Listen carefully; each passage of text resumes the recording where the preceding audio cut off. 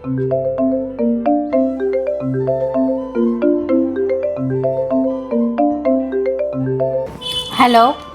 சொல்லுமா.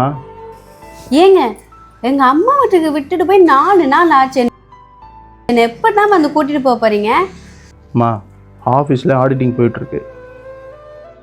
அதில் அதை பாஸ்க்கு எமர்ஜென்சி ஒர்க் வேறு, அது வேறு என்கிட்ட கொடுத்துருக்காரு. இன்னும் 2 டேஸ்க்கு என்னால் வர முடியாது. சொன்னால் புரிஞ்சுக்கோ. என்னவோ பண்ணுங்க, உங்களை கட்டிக்கிட்டு நான் படுற பாடு இருக்கே முடியலை. ஏய், அதான் சொல்கிறல்ல, புரிஞ்சுக்கோ. வைக்கிறேன். கவிதா, என்ன ஆச்சுமா? இல்லை, அவருக்கு வேலை கொஞ்சம் அதிகமாக இருக்கா, அதான்.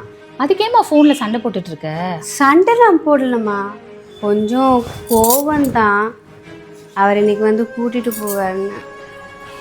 இங்கே பாருமா, முதல்ல உன் புருஷனோட வீடை உன் வீடாக நீ நினைக்கணும். அதை விட ரொம்ப முக்கியம், உன் புருஷனை தான் உன் வாழ்க்கை நீ நினைக்கணும். அவர் உங்கள் முன்னேற்றத்துக்காக தானே வெளியில் போராடிட்டு இருக்காரு.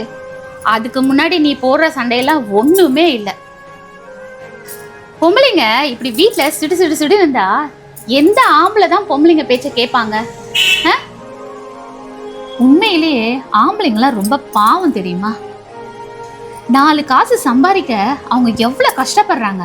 எத்தனை போராட்டம், எத்தனை பிரச்சனை, எல்லாத்தையும் முடிஞ்சு அப்பாடா வீட்டுக்கு வந்துட்டோம் நிம்மதியா இருக்கலாம்னா நிம்மதியாவா இருக்க முடியுது அவங்களால?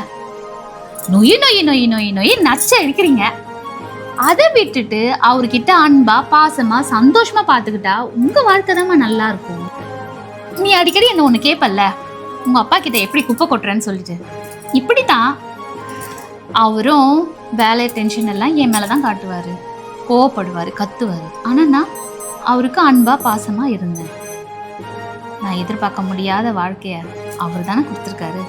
என்ன சந்தோஷமா தானே வச்சிருக்காரு. அப்புறம் என்ன, நீயும் மாப்பிள்ளை கிட்ட எப்பவும் பாசமா இருக்கணும். இந்த மாதிரி எல்லாம் சண்டை போடாத, சரியா? சரிம்மா.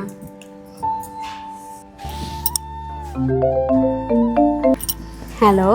ஏய், நான் தான் ஒர்க்கில் இருக்கேன்னு சொன்னேன்ல, எதுக்கு இப்போ டிஸ்டர்ப் பண்ணிட்டு இருக்க? நீங்கள் சாப்பிட்டீங்களா? ஒன்றும் இல்லைம்மா. சாரிங்க, காலையில் நான் பேசுனது மனசில் வச்சுக்காது. சரி, நீங்கள் வரும் வரைக்கும் நான் வெயிட் பண்ணிட்டு இருக்கேன். சீக்கிரம் வந்துடுங்க. சரிம்மா.